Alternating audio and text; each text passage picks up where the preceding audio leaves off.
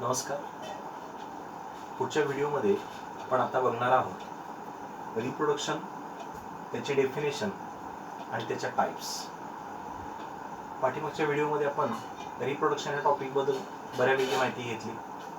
आत्ताच्या व्हिडिओमध्ये मात्र आपण बघणार आहोत रिप्रोडक्शन, त्याची नेमकी डेफिनेशन काय आहे, त्याचे टाइप्स कुठले कुठले आहेत आणि मग त्या टाइप्सच्या अंडर आपण ह्या टॉपिकमध्ये काय बघणार आहोत. बघा, रिप्रोडक्शनच्या डेफिनेशनमध्ये आपण आतापर्यंत पाहत आलोय, आपण आतापर्यंत शिकत आलोय, बघत आलोय, reproduction is nothing but the process of formation of new young one of their own kind.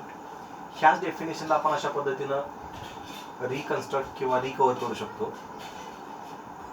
Living organism have ability to produce new young one of their own kind is nothing but reproduction. म्हणजेच थोडक्यात काय की सजीव स्वतःसारखा नवीन जीव निर्माण करतो, त्याला आपण रिप्रोडक्शन किंवा प्रजनन असं म्हटलंय. सो आपण रिप्रोडक्शनच्या डेफिनेशन नंतर रिप्रोडक्शनच्या टाइप्स कुठल्या कुठल्या आहेत त्याच्याबद्दल थोडक्यात बघूयात. आता रिप्रोडक्शनच्या टाइप्समध्ये महत्त्वाच्या दोन टाइप्स येतात. एक येते सेक्शुअल रिप्रोडक्शन आणि दुसरी आहे asexual reproduction.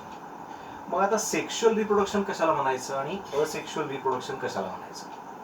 So the sexual reproduction is the type of reproduction in which both the sexes, that is male and female, are involve. अशा प्रकारचे रिप्रोडक्शन ज्याच्यामध्ये मेल आणि फिमेल दोन्हीही इन्व्हॉल्व होतात, दोघांचे गॅमेट्स एकत्र येतात आणि त्यांच्यापासून झायगोट तयार होतात, त्याला आपण सेक्शुअल रिप्रोडक्शन असं म्हटलं.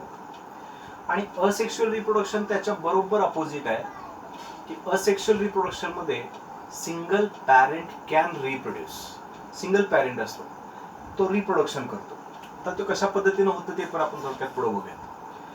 ऍक्च्युली आपल्याला ह्या टॉपिकमध्ये सेक्शुअल रिप्रोडक्शन बद्दल आपण पुढचा सगळा पार्ट बघणार आहोत, पण त्याच्या टाइप्स बद्दल मात्र आपल्याला माहिती असणं गरजेचं आहे, म्हणून आपण हा थोडक्यात भाग बघतोय.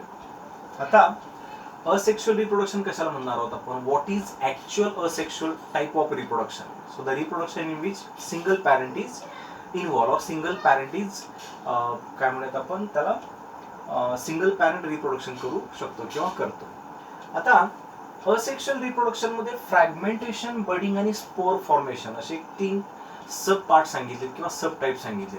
आणि त्याच्याशिवाय असेक्शुअल रिप्रोडक्शन मध्ये अजून व्हेजिटेटिव्ह रिप्रोडक्शन, ज्याला आपण व्हेजिटेटिव्ह प्रॉपगेशन असं सुद्धा म्हणणार आहोत. मग व्हेजिटेटिव्ह रिप्रोडक्शन नेमका काय प्रकार आहे, प्लांट मध्ये हा कशा पद्धतीने येतो, ते थोडक्यात आपल्याला इथे बघायचं आहे.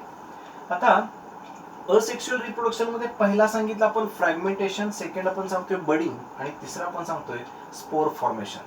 So what is exactly meant by fragmentation, what is exactly mean by budding and what is exactly mean by spore formation. So थोडक्यात आपण बघूयात असेक्शुअल टाइप ऑफ रिप्रोडक्शन जे आहे, ह्या असेक्शुअल टाइप ऑफ रिप्रोडक्शन मध्ये फ्रॅगमेंटेशन म्हणजे काय. काही प्लांट्स असे आहेत की ज्यांच्या बॉडीमधून, त्यांची बॉडी जी असते ही बॉडी फ्रॅगमेंटच्या फॉर्म मध्ये ब्रेकडाऊन होते आणि त्या फ्रॅगमेंट्स पासून नवीन प्लांट बॉडी फॉर्म होते. थोडक्यात त्याचं जर एक्झाम्पलच बघायचं म्हटलं तर आपल्याला माहिती आहे शुगर केन, जर याचा एक्झाम्पल आपण कन्सिडर करतो तर sugar cane is a best example for that. Sugar cane मध्ये आपण असं बघितलंय की शुगर केन मध्ये हा जो स्टेम आहे, ह्या स्टेम वरती नोड्स आणि इंटरनोड्स असतात, हे आपण बघितले. आता हा जो पोर्शन आहे ह्याला आपण नोड म्हटलं, ह्याला नोड म्हटलं, ह्याला नोड म्हटलं, आणि 2 नोडच्या मध्ये इंटरनोड प्रेझेंट असतो. सो हे जे नोड असतात, ह्या नोडवरती आईज फॉर्म झालेले असतात, उसाचे आपण डोळे थोडक्यात म्हणतो. आणि मग आपण बघितले की इथून कट केलं जातं आणि कट केल्याच्या नंतरचा जो पोर्शन राहतो हा एवढा, हा झाला त्याचा फ्रॅगमेंट, त्या स्टेमचा फ्रॅगमेंट. आणि मग हे जे हा जो फ्रॅगमेंट आहे, हा फ्रॅगमेंट ज्या वेळेला आपण सॉइल मध्ये प्लांट करतोय त्यावेळेला इथून म्हणजे त्याच्या आय मधून नवीन प्लांट बॉडी फॉर्म केली जाते, जी असणार आहे शुगर केनची. सो ह्या प्रकारच्या टाइपला आपण फ्रॅगमेंटेशन असं म्हटलं. ह्याच्यानंतर सेकंड जो आहे तो असतो बडिंगचा. आता बडिंग ह्याच्यासाठी आपण एक्झाम्पल घेणार आहोत ईस्टचं. So we very well known about the east. East म्हणजे काय हे आपल्याला माहिती आहे. सो बऱ्याचशा बेकरीमध्ये किंवा बेकरीच्या बऱ्याचशा प्रोडक्ट्समध्ये ईस्ट वापरलं जातं ही माहिती आहे आपल्याला. सो जनरली ईस्ट जे आहे ही ईस्टची समजा बॉडी असेल तर ईस्टच्या आतमध्ये सायटोप्लाझम आणि त्याच्यामध्ये प्रेझेंट असतो न्यूक्लियस. सो इन फेवरेबल कंडिशनमध्ये सेल वॉल जे आहे ह्या सेल वॉलवरती एक छोटीशी बड फॉर्म होते, ह्याला आपण बडिंग असं म्हणतो. आणि मग ही जी बड आहे ही बड मोठी मोठी मोठी होत जाते आणि न्यूक्लियस जो आहे हा न्यूक्लियस इलॉंगेट होतो. न्यूक्लियस इलॉंगेट झाल्याच्या नंतर फेवरेबल कंडिशनमध्ये ही जी बड आहे ही बड ह्या पॅरेंट ईस्ट पासून डिटॅच होते आणि मग ही जी आहे ही एका सिंगल ईस्टमध्ये आणि हा ओरिजिनल पॅरेंट हा सिंगल ईस्टमध्ये ॲज इट इज राहतो. हे अशा पद्धतीने त्याचं बडिंग होतं. याचं दुसरं एक एक्झाम्पल हायड्रा म्हणून आपण सांगतो. सो ॲक्वॅटिक ऑर्गॅनिझम आहे तो हायड्रा, ज्याच्यामध्ये पण आपण बडिंगचा एक पार्ट बघितला आहे. सो हे झालं budding type of the asexual reproduction. तिसरा एक प्रकार आहे स्पोर फॉर्मेशन. सो काही ऑर्गॅनिझम असे आहेत, फॉर एक्झाम्पल क्लॅमायडोमोनास, काही एक्झाम्पल्स आपण म्हणूयात की त्यांच्या बॉडीमध्ये छोटे छोटे छोटे छोटे स्पोर्स फॉर्म होतात. So these are the spores. So organisms able to produce spores. Organisms काय करतात, स्पोर फॉर्म करतात and in favorable condition the spores gets detached from the parent body. Parent बॉडीतून ते जे स्पोर्स आहेत ते स्पोर्स बाहेर पडतात and each individual or each sporophyte again convert into an individual असं आपण म्हणतो. स्पोर जे आहे त्या स्पोर पासून नवीन इंडिव्हिज्युअल बॉडी फॉर्म केली जाते. सो हे जे 3 पार्ट सांगितले किंवा 3 सब पॉईंट जे आपण सांगितले, 3 सब पॉईंट येतात asexual type of reproduction. So पहिला झाला सेक्शुअल रिप्रोडक्शन, दुसरा झाला असेक्शुअल रिप्रोडक्शन. ह्याच्याशिवाय अजून बऱ्याचशा सब टाईप्स येतात असेक्शुअल रिप्रोडक्शनमध्ये. त्याच्यामध्ये बायनरी फिजन असेल, मल्टिपल फिजन असेल, हे सगळे जे आहेत हे सगळे असेक्शुअलमध्ये येतात. ह्याच्याबरोबर व्हेजिटेटिव्ह रिप्रोडक्शन नावाचा एक पार्ट महत्त्वाचा आहे, कारण व्हेजिटेटिव्ह रिप्रोडक्शन जे आहे ते सध्या चालणारा एक खूप मोठा रिप्रोडक्शनचा टाईप आहे. म्हणजे टिश्यू कल्चरचा पार्ट जर आपण पुढे जाऊन बघणार आहोत, त्या टिश्यू कल्चरच्या पार्टमध्ये आपण इथे लिहिलंच, टिश्यू कल्चरमध्ये जनरली व्हेजिटेटिव्ह प्रोपोगेशन राहतं. त्याच्या नावातच आहे vegetative reproduction. So the reproduction takes place from the vegetative part of the body. प्लांटच्या बॉडीच्या कुठल्याही व्हेजिटेटिव्ह पार्टमधून जर रिप्रोडक्शन होत असेल तर त्याला आपण व्हेजिटेटिव्ह टाईप ऑफ रिप्रोडक्शन असं म्हणणार आहोत. म्हणजे जर प्लांटच्या लीफमधून रिप्रोडक्शन होत असेल, जर प्लांटच्या स्टेममधून रिप्रोडक्शन होत असेल तर त्याला आपण व्हेजिटेटिव्ह रिप्रोडक्शन म्हणणार आहोत. पुढे पुढे आपण तो पार्ट थोडक्यात बघत जाऊयात. सो व्हेजिटेटिव्ह रिप्रोडक्शनमध्ये कटिंग, ग्राफ्टिंग आणि टिश्यू कल्चर असे 3 पुन्हा एकदा कन्सेप्ट सांगितले. आता ह्यांच्याबद्दल थोडक्यात बघूयात.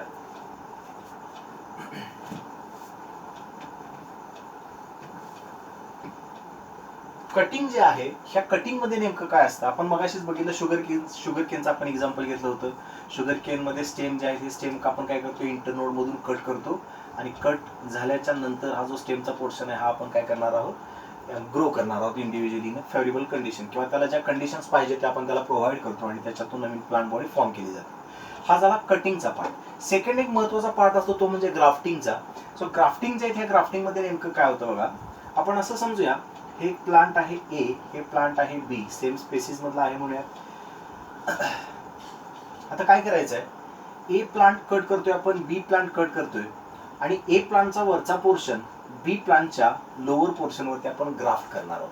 म्हणजे कसं असतं बघा, हा जो बी पोर्शन आहे समजा, हा बी पोर्शन आपण असा ड्रॉ करतोय, हा फिक्स आहे, ही सॉइल आहे, सॉइल मध्ये तो फिक्स आहे, हा आपण वरती कट केला. आणि ए पोर्शनचा अप्पर पोर्शन जो आहे हा पोर्शन आपण ह्याच्या बरोबर अपोजिट स्ट्रक्चर मध्ये कट करणार आहोत आणि तो ह्या पोर्शन मध्ये लॉक अँड की थेरी जशा पद्धतीने असते त्या पद्धतीने आपण तो फिक्स करणार. याच्यावरती मस्लिन क्लॉथ किंवा फूड किंवा न्यूट्रिशन मीडियम जे आहे ते त्याला आपण सप्लाय करतो. नंतर काय होतं, हे दोन्हीच्या दोन्ही बार्क किंवा पार्ट जे आहे ते पार्ट एकमेकांमध्ये फिक्स होतात. त्यांचे झायलेम आणि फ्लोएम जे आहे ते झायलेम फ्लोएम काय होतात, एकमेकांमध्ये मॅच होतात आणि इंडिव्हिज्युअल प्लांट बॉडी ग्रो व्हायला सुरू होते. सो हा जो पोर्शन आहे ह्या पोर्शनला आपण स्टॉक असं म्हणणार आहोत, स्टॉक. आणि हा जो पोर्शन आहे हा आहे ग्राफ्ट किंवा ह्याला आपण सायन असं पण म्हणतो, सायन. सो ही झाली एक वेगळ्या प्रकारची किंवा व्हेजिटेटिव्ह रिप्रोडक्शनचा एक वेगळा पार्ट. आणि तिसरा जो पार्ट सांगितला आपण टिश्यू कल्चरचा, तो टिश्यू कल्चर म्हणजे काय आहे की एका सिंगल सेल पासून आपण होल प्लांट बॉडी तयार करणार आहोत in aseptic laboratory condition. Aseptic कंडिशनमध्ये आपण एका सिंगल सेल पासून एक कॅलस फॉर्म करतो. कॅलसचे ऑर्गन्स फॉर्म होतात. ऑर्गन्स पासून एक नवीन प्लांट बॉडी फॉर्म होते, ज्याला आपण टिश्यू कल्चर म्हणणार आहोत. सो टिश्यू कल्चर जो आहे, या टिश्यू कल्चर बद्दल आपण पुढच्या काही टॉपिक्स मध्ये पण बघणार आहोत. सो जनरली आता फक्त एवढंच लक्षात ठेवा की tissue culture is a vegetative type of reproduction in case of plants. So that is actual nothing but reproduction definition and its types. Next व्हिडिओमध्ये आपण सेक्शुअल रिप्रोडक्शनला स्टार्ट करणार आहोत. आणि आपल्याला माहिती आहे, प्लांटचं सेक्शुअल रिप्रोडक्शन स्टार्ट करण्यासाठी आपल्याला सगळ्यात अगोदर बघायचं आहे ते म्हणजे स्ट्रक्चर ऑफ फ्लावर.